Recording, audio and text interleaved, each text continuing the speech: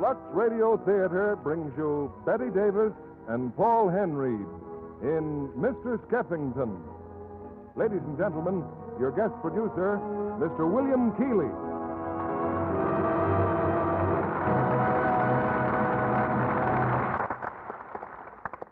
Greetings from Hollywood, ladies and gentlemen. Some years ago, I went to a graduation play at a dramatic school in New York City. The leading lady was a small but able miss named Betty Davis.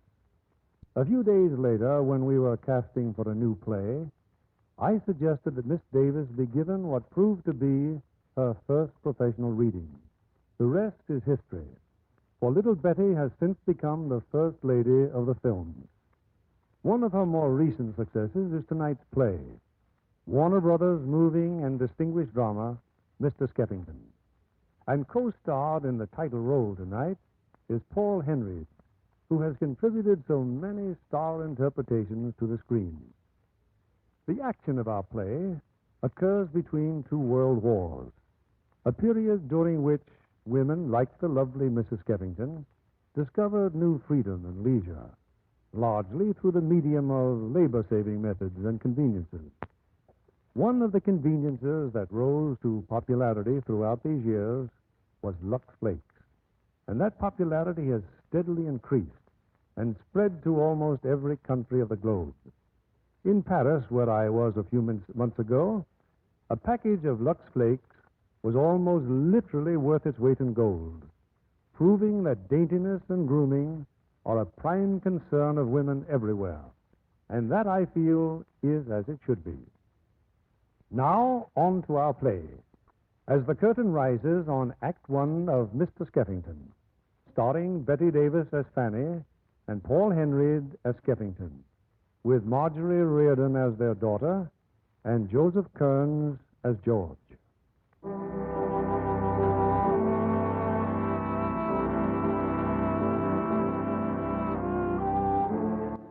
I called this afternoon on my cousin, Mrs. Job Skeffington. It was late when I left, almost dark. In the little park across from the house, I saw him. I don't know how I came to recognize Job. So broken he was and shabby. His hands rested on his cane. He stared through the quiet dusk like a man in a dream. Who is it? Job. Job, it's I, George Trellis, Fanny's cousin. George. For heaven's sake, Job. When did you get back in New York? Yesterday. I escaped, George. At the age of 62, I escaped from a Nazi prison camp. Job. Well, we didn't know what had happened. Are you going to see Fanny? Come on, I had just left her. No, I had not planned to see her. The house, it's still there. Oh, just as it's always been, Job. Nothing's changed. Fanny's well. Oh, yes, she's well. And my little girl, little Fanny. She's fine, Job. Oh, what a pity. She left New York this noon. Gone? On her way to Seattle to be married. Married? A fine boy. Oh, they're very much in love. Married. Job, come. We'll see Fanny. No, later perhaps. I don't know. Well, then come home with me. There's so much to talk about. You said nothing has changed. No, I'd just like to sit here alone. Yes, of course, Job. Please, say nothing to Fanny about me. Not yet. If you wish, Job. Good night.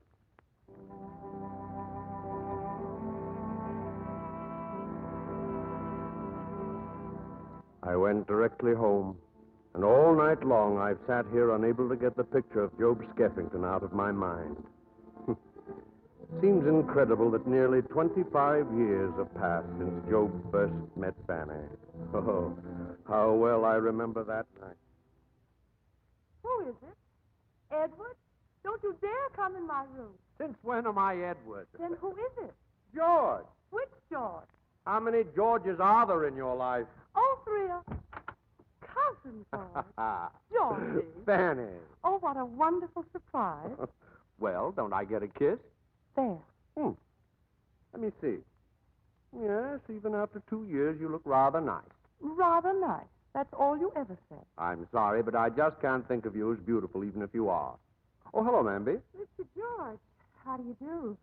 Tell me, I saw 4 strange faces downstairs. Who are they, suitors? An entirely new bat. She still has every man in New York at her feet, Mr. George. And you're going out with the bat? Out? Oh, no, it's a dinner party, and you may stay. Oh, thank you, cousin. Well, I thought I heard that voice. Trippy! Well, welcome back. How have you been? Why, fine. How have you been? Couldn't be better. Don't fall down in the faint, Georgie, but my brother has a job.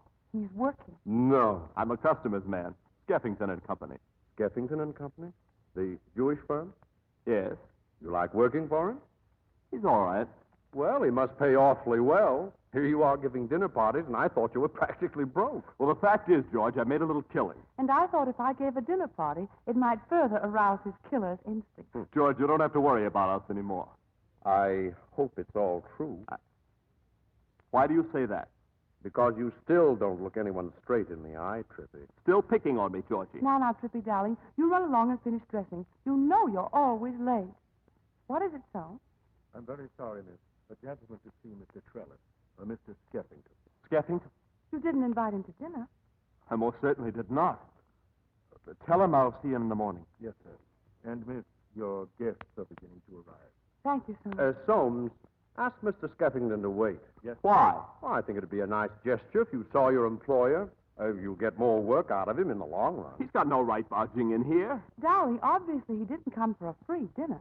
It must be something important. Well, get rid of him. I won't see him. Well, Well, what do we tell him about Trippy? oh, I'll think of some lie or other. Trippy keeps me in practice. Let's get it over with, Georgie. And please, don't look so worried. I'm so sorry about Trippy, Mr. Skeffington. Unfortunately, he's in bed with a severe headache. cold. Both? Well, it's quite possible the cold brought on the headache. Yes, he'll be at his desk in the morning, Mr. Skeffington. I hardly think so. Your cousin is no longer in my employ. No longer. But if he's no longer in your employ, why hasn't he told me? Well, a man with a cold is seldom very communicative. Well, if you'll excuse me now. There's nothing you care to discuss with us?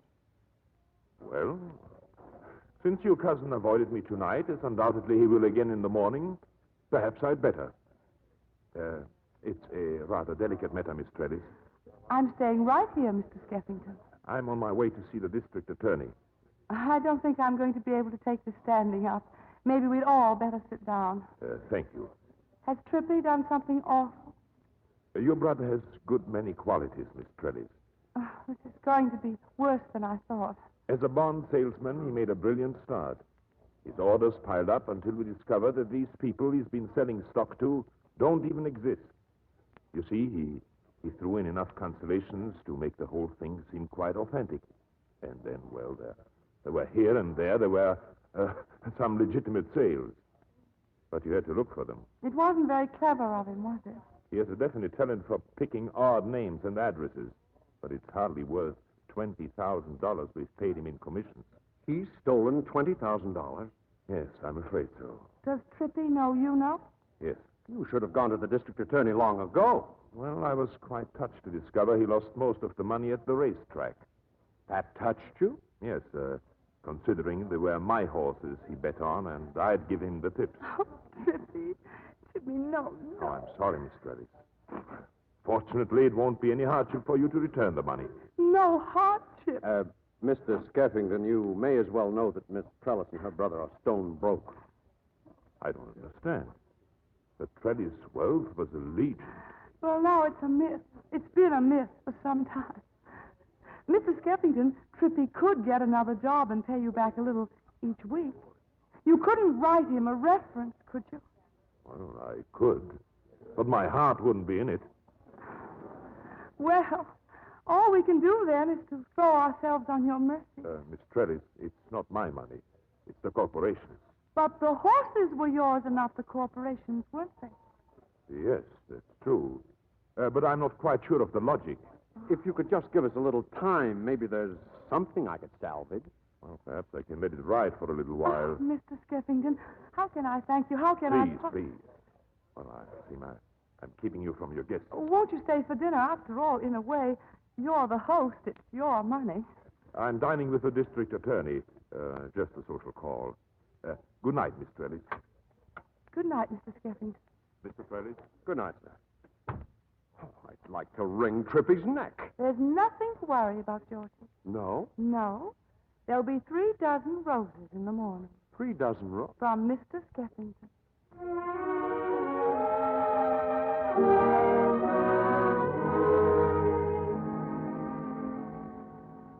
Oh, good morning, miss. Good morning, Mandy. Just look, miss. All these flowers. What a beautiful basket. Oh, Mandy, which ones are from Mr. Skeffington? No flowers came from Mr. Skeffington, miss. These are Mr. Thatcher's and Mr. Conderly's. Were there any calls, Mandy? I mean, other than Mr. Thatcher and Mr. Conklin? The Reverend Dr. Parker. He wanted to know if you sold the bazaar ticket. No, not a one. You're sure there were no other calls? No, miss. Mamby, would you mind looking up the address of No, never mind. Mamby, I'm going downtown. If my brother or cousin should ask, I've gone shopping.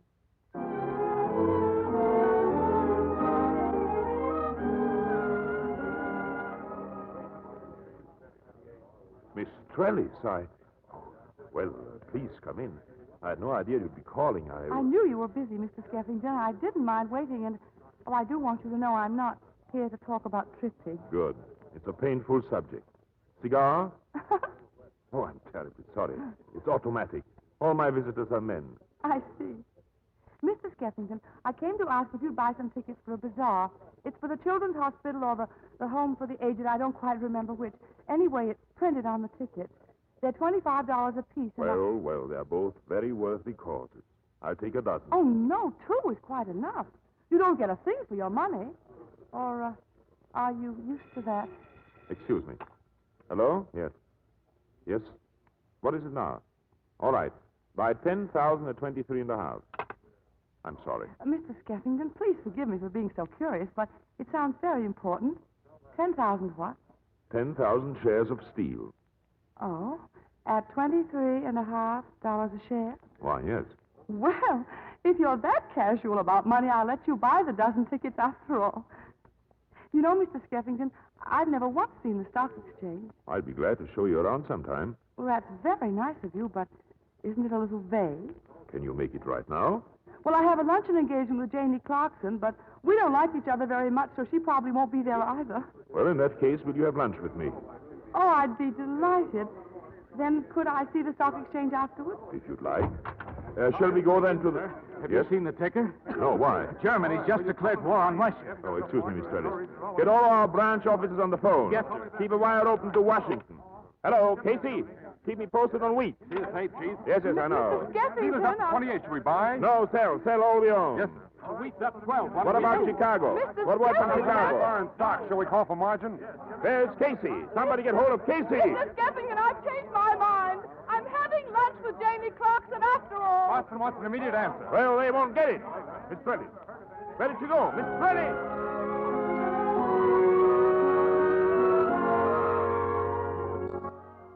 Fanny's retreat from Skeffington's office was one of her very rare defeats, and it took the outbreak of the First World War to do it. Well, 2 days later, a strange thing happened. Paul Vanier, the famous painter, called. He said he had a commission to paint Fanny's portrait if she'd agree. She refused to divulge his patron's name. Fanny thought it quite a lark. Weeks later, when the portrait was completed, we went to Vanier's studio to look at it. You know what happened yesterday, Georgie? Jim Conderly offered Mr. Vanier double his fee for the portrait. That is quite true, Mr. Trellis. Well, why didn't you accept? Because my client is paying 4 times as much. The extra money is to keep me quiet. Fanny, I simply don't understand. It's not like you to have to spend all these tiresome hours sitting for a portrait you won't own for a man you don't even know. I think it's very romantic. Romantic? What if we walk into a saloon someday and see you hanging over a bar? Georgie, I doubt very much if I'll ever get that drunk. Anyway, whoever ordered the portrait is sending $1,000 to my favorite charity. Georgie, would it be charity if we used that money for Trippy? $1,000 won't help, Fanny. So we may as well be honest. By the way, you've heard nothing from Skeffington? Not a word. Well, I must say he's been very decent. Sooner or later, though, we'll have to face him. Well, Mr. Vanier, what happens to the portrait now? The transfer men are waiting with the truck. It'll be delivered. Oh, it will. I think I'll be running along, Georgie. I have a date with Janie Clarkson. You do? Didn't I tell you? Thank you very much, Mr. Vanier. You may tell your client I hope he's pleased. On the street, I saw Fanny getting into a taxicab. A taxicab parked directly behind a transfer truck. I should have known from the start. She'd find out who commissioned that portrait if it took her the rest of her life. Actually, it took about 30 minutes. The painting was delivered to the home of Job Skeffington. 2 days later, Fanny and Job Skeffington went off to New Jersey and were married. Coming back to New York, they took the ferry boat across the North River. Joe, Yes, Fanny. where were you born? Right there, New York, Cherry Street, Cherry Street? Where's that? in the slums. Skeffington. That's a strange name for the slum. It's not my real name, you know. The immigration official wasn't a good speller. Skeffington was the closest he could get to Skevinskazaya. Joe, do you realize I know next to nothing about you? Were you poor? We have no idea how poor. Well, then, how did you become so successful? It's routine. Rags to riches. Of course, I sold newspapers. Of course, I was a messenger on Wall Street and went to school at night. Well, you can fill in the rest. There's one difference. You didn't marry the boss's daughter. No.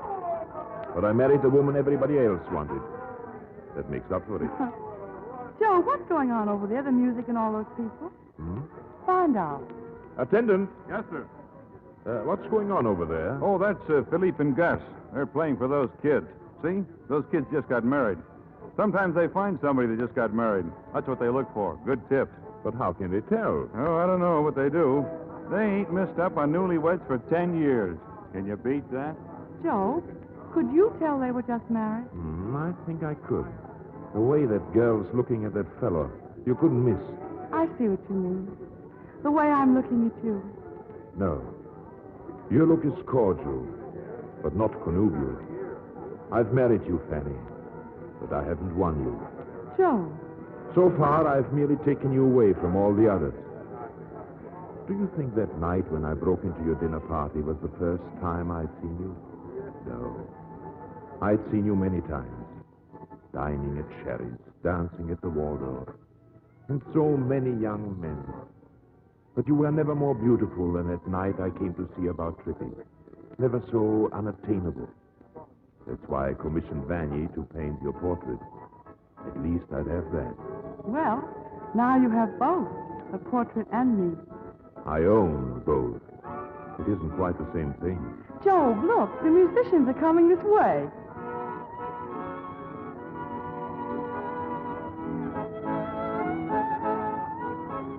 Joe, why, they went right on past us. You see? Just the point I was trying to make before. Fanny, why did you marry me? Because you're good and kind, and your eyes are special in a St. Bernard sort of way. And although I've never seen you really smile, I always have the feeling you're laughing at me. And I find that very attractive. Besides, you're very rich. Joe, would you like to kiss me?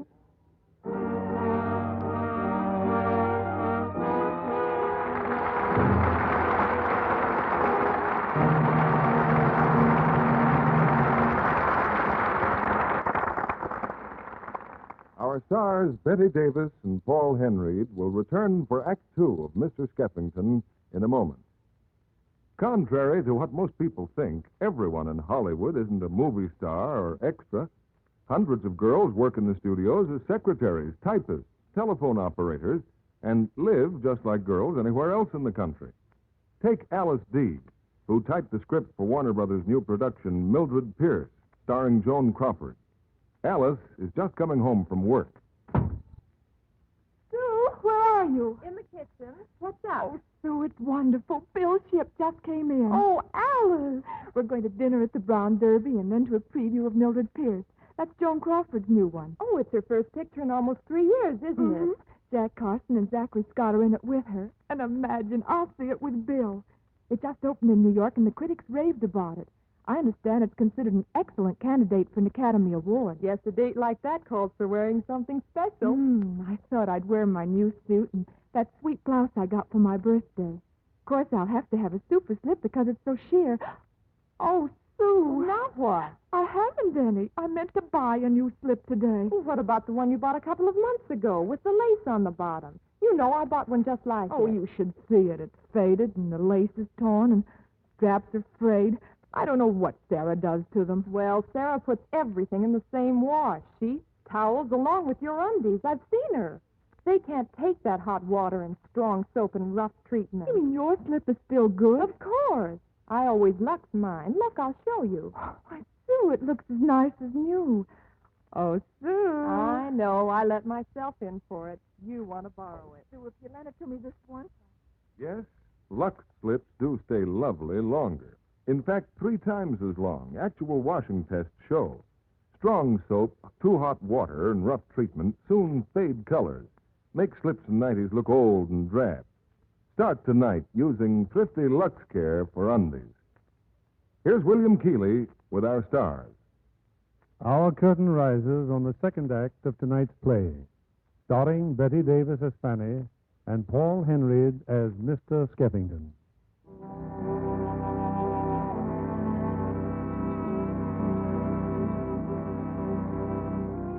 Yes, that was a long time ago, their marriage, 1914. And I wonder when I saw him a few hours ago, alone in the empty park, I wonder if Job, too, was thinking of what I am thinking now. Of how, after his marriage to Fanny, he had taken her across that park to her home. She wanted to see Trippy, her brother. Instead, she saw me. Georgie, dear. Congratulations, Fanny. And Joe. Well, congratulations. Thank you, George. I, for one, am delighted Why do you say I for one? because all your beaux are here. Thatcher, Morrison, Conderly, even that idiot Chester. They're quite crushed. They're in the kitchen eating turkey sandwiches. And Trippy? Oh, Trippy's out. Fanny, I don't mind feeding your suitors, but you're going to have to console. Well, Job, should we get it over with? Well, I don't know if I'm quite up to it. They are full of turkey, and I'm not. But come on, I'm game. Well, gentlemen, good evening. I rather expected you'd all be here to welcome me. I don't believe you've ever met Mr. Skeffington, have you? Job, Mr. Conderly, Mr. Thatcher, Mr. Morrison, and Very Mr. glad to know Hayes. you. You didn't get married. Chester, darling, there's cranberry on your chin. Could I get you all some dessert? I'm afraid the best I can offer is canned peaches. Georgie, would you bring... Mr. and Mrs. Skeffington. Trippy, darling. Then you've heard. Everybody's heard. It's in the papers. We're on the front page. Not quite. You're listed under business transactions. Trippy. Trippy, you'd better go upstairs. Shame on you, boys, letting yourselves be outbid. That's about enough, Trippy. Fanny, would you mind going inside? Oh, so I'm going to be challenged. He's going to heave his checkbook in my face. Trippy, you don't know what you're saying. You're drunk. I'm the one who swindled you, Skeffington. Why did you have to put her in jail? Why, you little swine, get out of here. Yes, I'll get out. You make me sick to my stomach, all of you. Would you? Would you please excuse me? No, Joe. No. Trippy, how could you? How could you? How could you? I didn't even know you were seeing him. But you're so wrong. Job has character, and he's very nice. Oh, don't try to tell me you're in love with him. I'm not drunk enough to bear that. I'll tell you this much. You're safe now. You don't have to worry about anything anymore. That's why you married him. Because I owed him $20,000. Trippy, I'm very fond of Job, but I love you. Now, Trippy, darling, go downstairs and apologize. Apologize. I'll spit in his eye. Trippy, when you get to know Job better... I'm taking very good care that I don't get to know him better. I'm going to Europe. Europe? Well, isn't there a war on there? That's just why I'm going. I don't know who's going to get me, the French, the British. I'll toss a Oh, coin. Trippy, you're out of your mind. Yes, and humiliated and sick. I hate him. I hate myself. Trippy, if you love me at all, you won't leave. I love you very much. But I despise Mrs. Skeffington. Goodbye, Sam. Trippy. Trippy!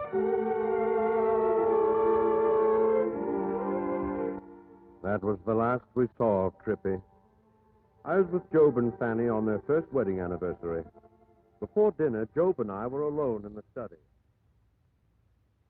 Well, just we three for dinner, Job? No, Ed Morrison, probably. Morris? He barged in. He's upstairs with her now.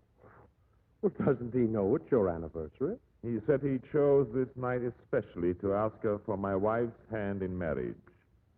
Well, your marrying Fanny hasn't discouraged any of them, has it? On the contrary, they seem to feel they have to rescue her. The trouble with Fanny is she's too kind to them, so gentle and considerate. How has she been with you, Job? Kind, gentle, and considerate. I'm a very patient man, George. All right, Fanny. I'll leave. But remember, I haven't given up yet. Well, apparently Morrison is not staying. He'll be back again in about 2 weeks. Hello, Georgie. Oh, hello, Fanny. Good evening, Joe, dear. George, your flowers are beautiful. Thanks. You like my gown, Joe? You look beautiful, Fanny. Beautiful. Fanny, I thought you might like this. It's, here. You open it. A diamond bracelet. Job Skeffington. Oh, it's lovely. You know, George, I keep forgetting that Job can afford to give me things like this. How very sweet of you, Job. You know, I'm simply famished. Is dinner ready? All ready. One thing about these proposals from Fanny's suitors, George. Yes? They certainly give her a whale of an appetite.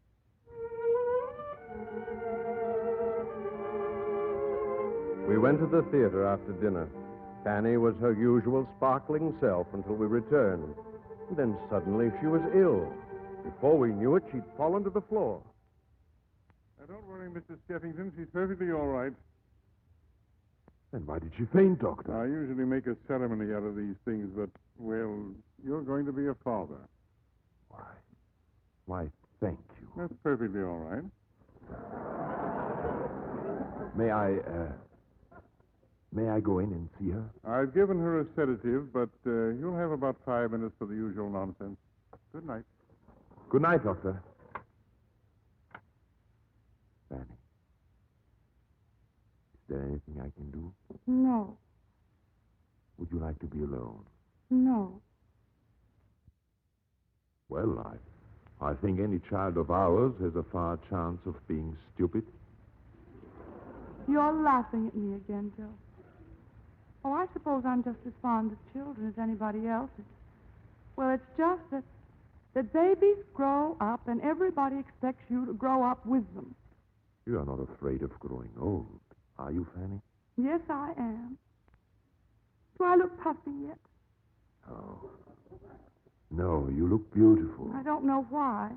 My face is all tear-stained. I wanted to keep on crying, but I didn't have the strength. Soon I'll be all puffy and ugly. I don't want anybody to see me like that. I couldn't bear it. Fanny.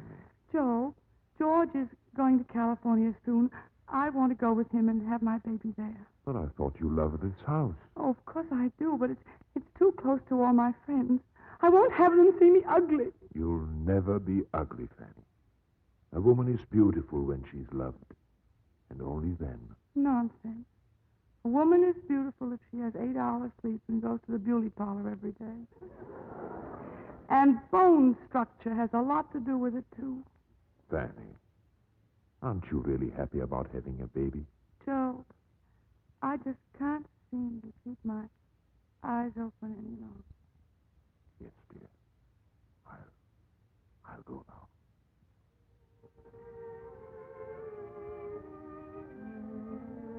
Fanny's baby was born in California.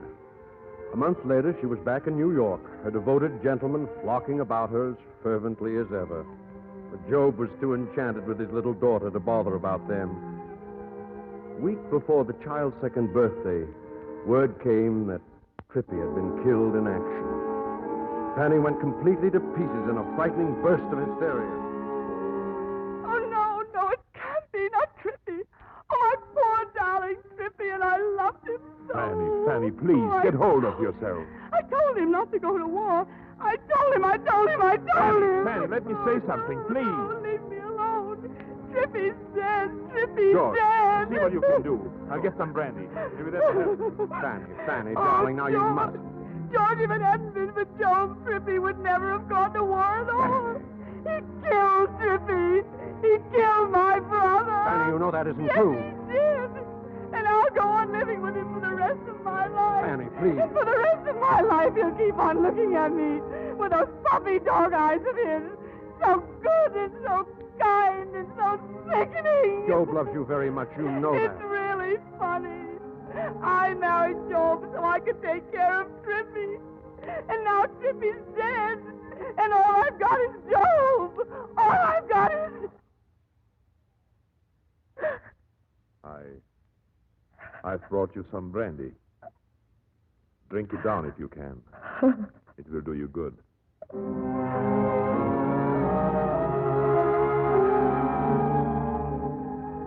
I suppose whatever Fanny did from then on, she could justify because Trippy was dead.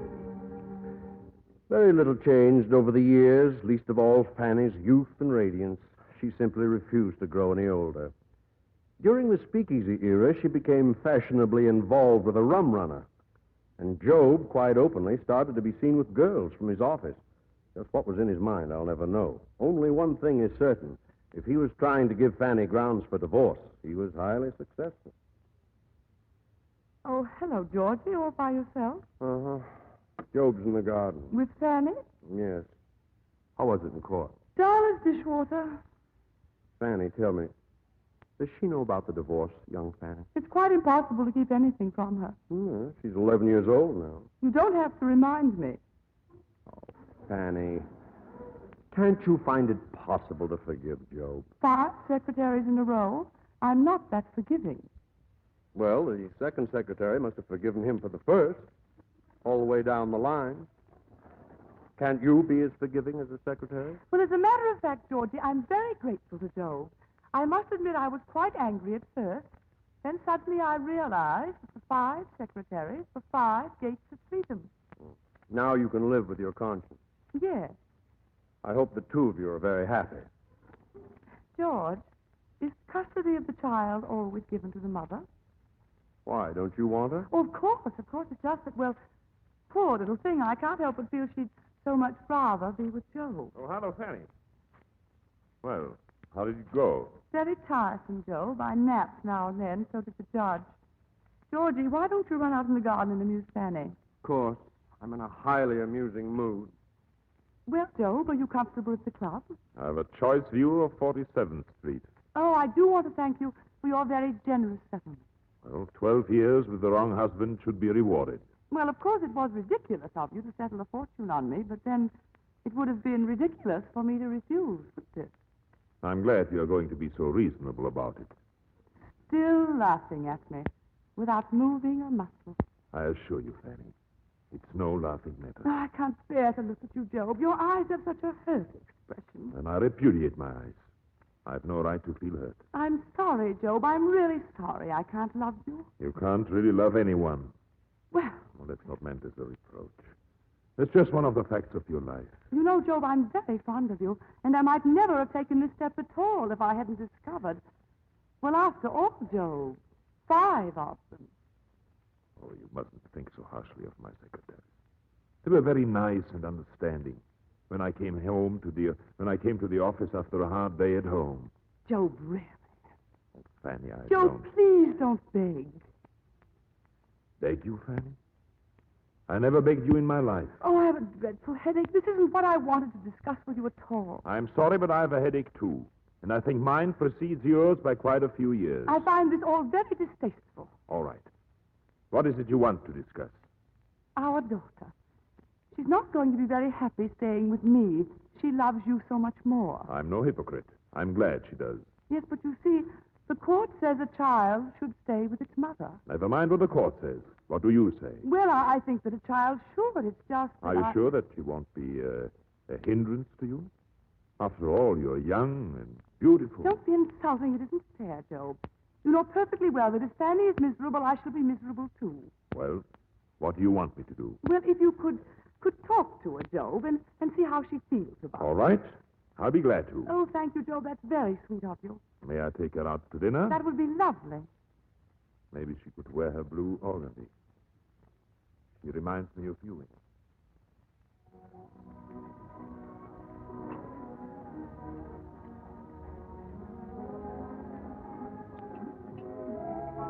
Darling, you haven't eaten hardly anything.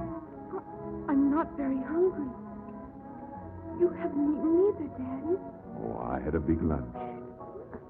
It's a very nice orchestra, isn't it? Very nice. Yes, darling, it is. Daddy, aren't you coming home to live anymore? I'm afraid not, Fanny. Besides, I'm going to Europe in a few weeks. I'll be gone a long time. Oh, Daddy. Hush now. The waiter's coming. Oh, I'm sorry, Daddy. Everything all right, sir? Yes, thank you. But, well, we are not hungry. Oh, would the young lady have some dessert? No, thank you. Oh, we have some very delicious creme glacée. That means ice cream, Daddy. Mm-hmm. Vanilla, peppermint, strawberry? No, thank you. You can bring the young lady a tall glass of milk. Yes, sir. Fanny, dear, you'll see. You'll be very happy with your mother. Your mother loves you. Yes, Daddy, but you love me too, don't you? Yes. Why wouldn't I be happy with you too? Well, I don't know if I can explain this to you, Fanny. You see, your mother and I are of different faiths. You believe in God, don't you? Certainly I do. Well, so does Mommy. She told me so. Well, Fanny, you see, I'm Jewish. Your mother isn't. Now, if you stay with her, you will never know what it is to be a... Well, I mean, if you come to Europe with me, it's different there, and people may look upon you as... It's very difficult to explain to a child. If you don't want me, Daddy, I suppose I can always live by myself. Fanny. Oh, Daddy, Daddy, please take me with you, even to Europe. I won't be any trouble, I promise. You do? Will you? Well, let me see.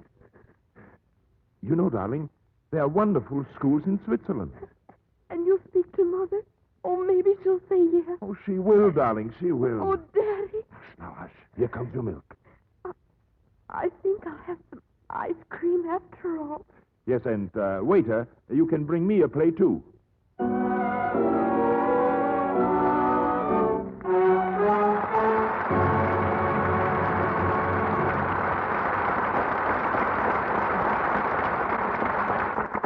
We pause now for station identification. This is CBS, the Columbia Broadcasting System. So who wants to know why Alexis Smith always wears a gold anklet? Because her ankles are so slim? Well, they are, but the reason's much more sentimental. The anklet's engraved with the date she and her husband met, and she hasn't had it off since they were married. Alexis' legs are lovely, but you can judge for yourself when you see her in Rhapsody in Blue, the big new musical based on the life of George Gershwin. Girls off the screen as well as on the screen like to flatter their legs. Here's one important secret. Lux Flakes for stockings save their elasticity. They can give as you move, but spring back into shape, always keeping their flattering fit. Of course, Lux stockings last longer, too. In strain tests, Lux stockings lasted twice as long as those washed with strong soap or rubbed with cake soap. So, for better fit and better wear, give your stockings Lux Care. If your dealer is out of Lux Flakes right now, try again soon. More is on the way. Lux is worth waiting for. Back to William Keighley and our stars. After the final curtain, we hope you'll join us for a brief chat with tonight's stars. And now, here's Act 3 of Mr. Skeffington, with Betty Davis as Fanny and Paul Henry as Job.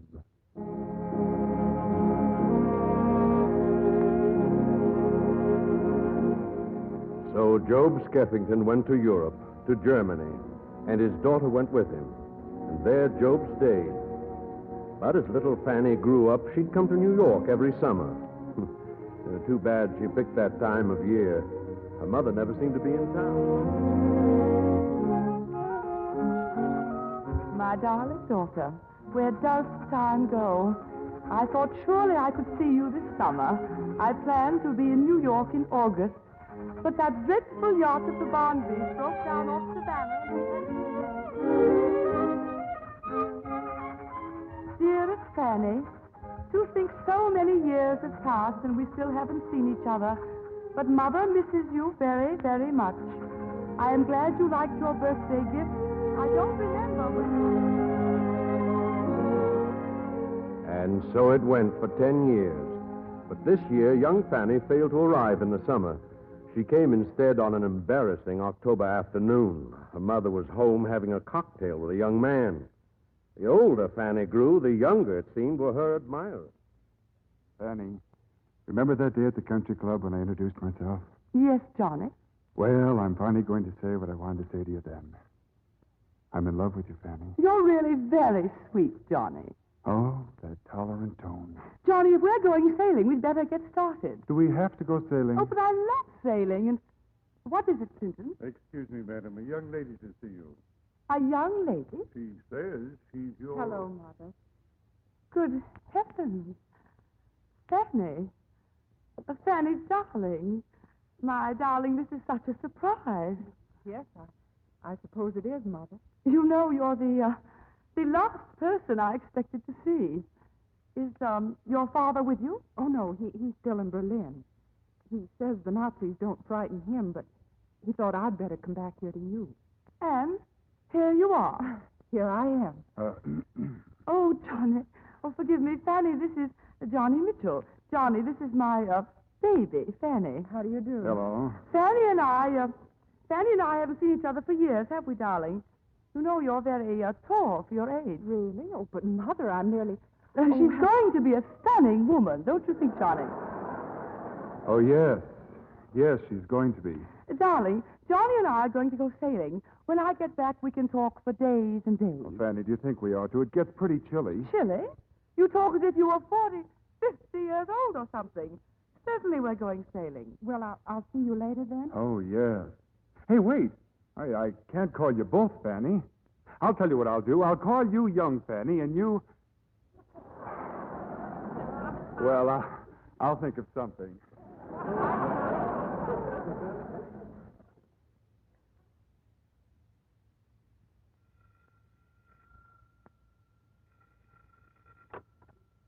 Hello? Fanny, Yes?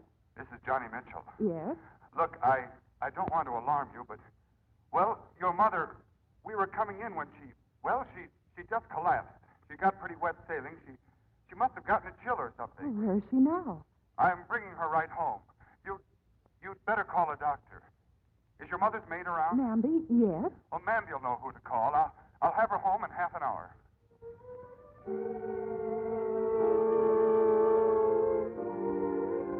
That night, Fanny was in the hospital with a raging fever, diphtheria. Doctors warned her she might not live. At her age, they said. At her age. Who'd ever thought of Fanny as old? The beautiful, dazzling Mrs. Skeffington. Well, Fanny didn't die. And in 10 days after she'd passed the crisis.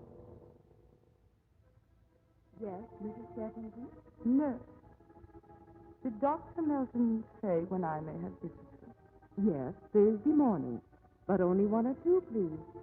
Ask him to please telephone my home. Under no circumstances do I want any visitors. No one must see me. No one.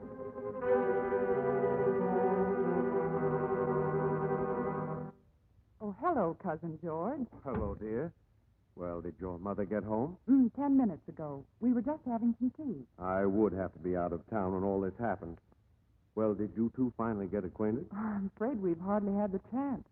The doctor wouldn't allow any visitors at the hospital, and when she went to the rest home, she told me not to come. Oh, darling, you don't know your mother very well. She wouldn't want anyone to see her unless she was looking her absolute best. And they tell me diphtheria is no beauty. Well, you have company already, Mother. Georgie, what an unexpected pleasure. How are you, Fanny? Very well, thank you, even if I do look so dreadful. You could never look anything but adorable. You're lying, Georgie. I know perfectly well how I look. Have some tea, George. Wasn't it just like me to contract the child's disease? But it's the most dreadful nuisance. Handfuls of my hair came out. Henri simply saved my life. Who's Henri? My hairdresser, of course. I don't know what I would have done without him. But here I am chattering on about myself. Annie, what have you been doing? Oh, nothing very much, Mother. Have you seen Johnny Mitchell? Yes, I've seen him. He's fine. Georgie, do you know who I've been seeing? Oh, who? Joe. Joe? Yes, he just sits around all day, staring at me with those soulful eyes of his. Oh, you mean you've been having hallucinations? Is that what it is?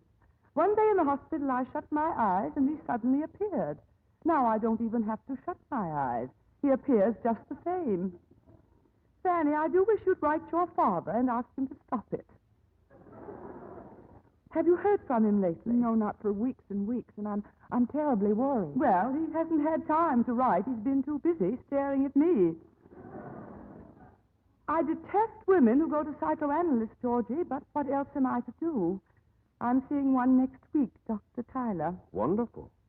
Well, now I think I'll go to my room and rest.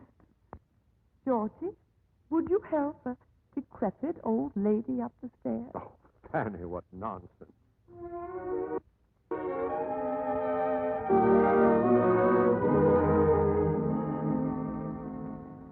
Keep talking, Mrs. Skeffington. I've told you about the hallucinations, Dr. Tyler. What else is there to talk about? How old are you? 45. 60. Well, I didn't sleep very well last night. Sleep is most important to a woman of your age. If you don't want to be an eyesore. Eyesore? Are you suggesting I am an eyesore? No, nor are you a Lillian Russell. Dr. Tyler! Sit down. My dear lady, your seeing your husband comes out of a subconscious desire to see him, a need for him. That's ridiculous. Nevertheless, that's where your husband comes in, when your romantic days are over. My romantic days are over. Oh, my poor woman. Oh, my poor doctor. Listen to me. The only person who will stick to such a woman as you is your husband. Admirers, sweethearts, whatever you choose to call them, never mean what they say, and always end up by turning sour on the stomach. You're revolting. But my advice is sound. If you don't believe me, find out for yourself. See them, these gentlemen of your past. Ask the whole lot of them in for dinner. You can size them up, and they can size you up. Shall I make you a waiter? If I wanted to. Not that I do. But if I wanted to, all I would have to do is smile at one of them. All right, why don't you try it? Oh, you want me to prove it to you? No, to yourself. I'm sorry to have to be so blunt, Mrs. Skeffington, but you're one of the vast army of silly women. Capital S, capital W. You're overdressed, overmade up, and you're most certainly overperfumed. You are the rudest man I ever met. Did you come here to consult a gentleman or a doctor? I strongly suspect you are neither, and I'm not at all impressed with your manner. You will be when you get my bill. Go back to your husband. And you know where you can go.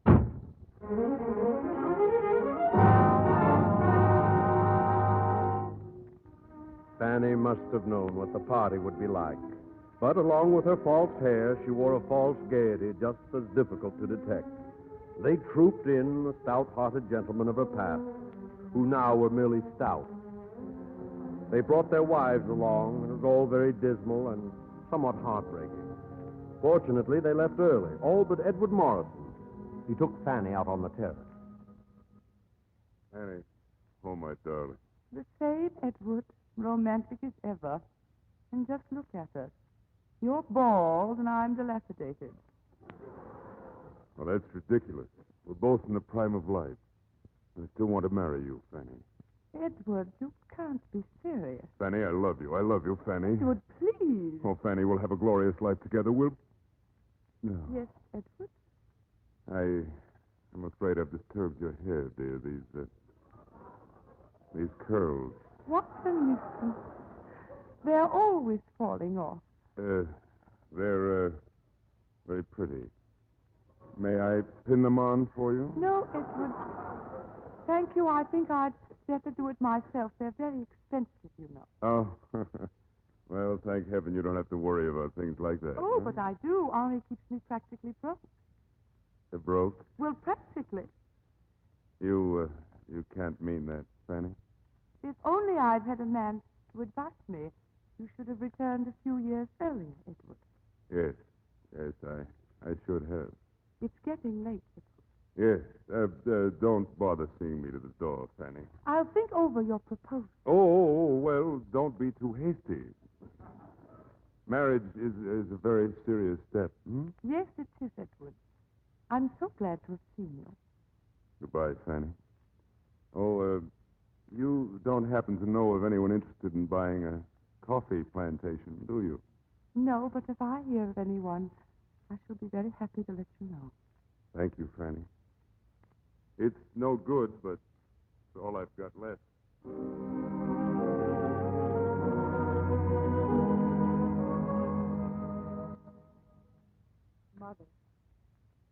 Mother, may I speak to you? Of course, Fanny. Mother, I just left John. Johnny Mitchell? Yes. We're going to be married. But I had no idea, Fanny. You haven't known him for very long. I've known him for several months. As long as I've known you. Don't you think you should have talked it over with your mother? Have I a mother? That's not very kind, Fanny. I've always loved you very much. Sort of a long-distance love. I never wanted you to leave me. It was just that you loved your father so much more. Oh, I know you had a difficult choice to make. You couldn't be both a beauty and a mother. Oh, Mother, I used to worry about my looks, too, when I was 13 and all arms and legs. But Father would always comfort me. A woman is beautiful only when she's loved, he'd say. Yes, he said that to me once, too. Fanny, do you suppose it's too late for me to be a mother to you now? I'd like to try. Oh, it wouldn't work out, Mother. I see. We're leaving for Seattle tonight. Johnny's opening a branch office there. Well, I suppose you wish me luck. Of course, Fanny. Thank you. Goodbye, Mother. Goodbye, darling.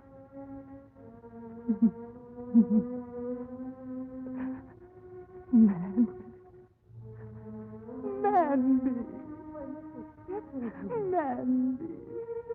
Manby, don't leave me. Why, of course I won't. You're the only one I have left. I'll never leave you, never. Manby, I'm alone. I'm all alone.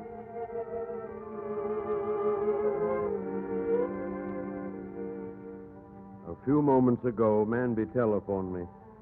She wanted to know if I'd come over and see Fanny tomorrow. She thought I might cheer her up.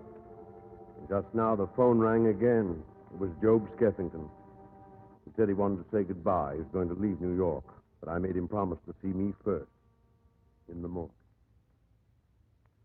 Georgie, what are you doing here at 10 o'clock in the morning? Oh, I thought I'd just drop by and see how you were. Well, it was nice seeing all your old friends at the party the other night, wasn't it? It was pure vanity, George. What makes you so nervous? Fanny, I'm worried. I've just seen Job. Job? But you couldn't have. Job is in Germany. No, he's right here in New York. If he's here, why didn't he let his own daughter know? When you see him, you'll understand. He's been in a concentration camp. You'll hardly recognize him. They took everything he had, Fanny. Job hasn't got a cent. Job, poor. What do you think I ought to do? It isn't a question of what you ought to do. Of course, you have no obligation. I think you should remember that this house, everything in it, every stitch you own is yours because of his generosity. And it's unfair that I'm so well off and he's so poor. Yes, exactly. Very well. I'll send for the lawyers and see what we can do for him. No, Fanny. No lawyers. You mean I must see Job myself? Yes. He's downstairs. Downstairs? In this house now? Go down and see him, Fanny. Never. Look at me, Georgie. Just look at what's left of But me. you always seem the same to Job. He still loves you. No, Georgie. He loved only what I looked like. Oh, that isn't true, and you know it. Georgie, do you think I am mentally deficient? I've seen the others. They all love me, too. At the party the other night, one look at me, and they all recoiled. And I'm not going to add Job to the list. Despise me, Job. You didn't know what a really vain creature you'd been fond of all these years. You've never loved anyone but yourself, have you, Fanny? Spent your life in front of a mirror, completely unaware of the people around you. Now, look, here's a chance for you to do something for someone else. A lot worse things in this world than losing one's beauty. Oh, go down, Fanny. You won't regret it. Go down and face him. Very well, George. I'll go down.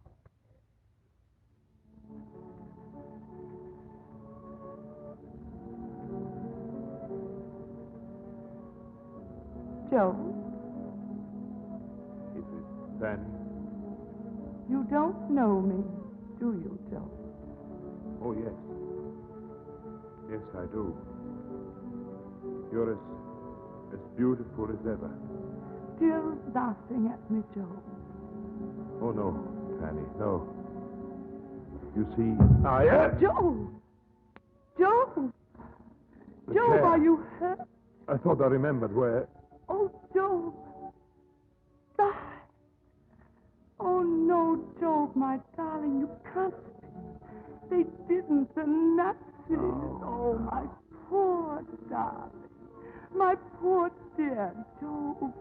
And all the time I've been thinking only of myself. Joe. Joe, you're safe now. You're home with me. You're safe now. Fanny. Come, Joe. Here. Here's my arm. Here's your cane, Joe. Thank you, Fanny. Come along. Nancy. Nancy, Mr. Skeffington has come home. Oh, welcome home, Mr. Skeffington. Thank you, Mandy. Joe, here's George. Fanny, I've never seen you look more beautiful. A woman is beautiful only when she is loved. Isn't that right, Joe? Nancy, would you call Janie Clarkson? Tell her I can't possibly see her for lunch today.